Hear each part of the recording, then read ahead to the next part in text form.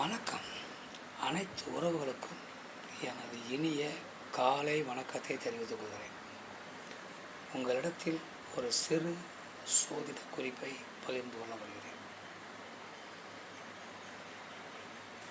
ஒரு ஜாதகத்தில்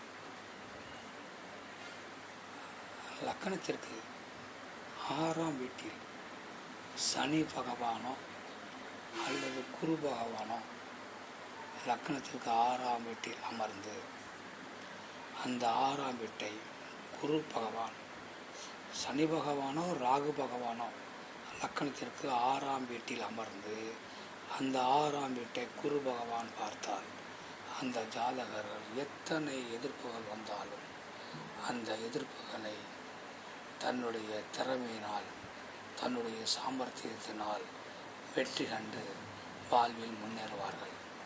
மேலும் லக்கணத்திற்கு 6ஆம் வீட்டில் குரு பகவான் இருந்து லக்கணத்திற்கு கேந்திரத்தில், லக்கணத்திற்கு 6ஆம் வீட்டில் ராகு பகவான் இருந்து லக்கணத்திற்கு கேந்திரத்தில், அதாவது 1, 4, 7, 10 ஆகிய இடங்களில் ஏதாவது ஒரு இடத்தில் குரு பகவான் இருந்து அந்த அமைப்பு பெற்ற ஜாதகர்கள், லட்சுமி யோகத்தை பெற்றவர்கள், அவர்களும் பல எதிர்ப்புகள் வந்தாலும் அனைத்து எதிர்ப்புகளையும் சமாளித்து அனைவரையும் வெற்றி கொண்டு வாழ்வில் தனக்கென ஒரு முன்னேற்றத்தை கண்டு தனக்கென ஒரு தனி பாதை அமைத்து வெற்றி காண்பார்கள்.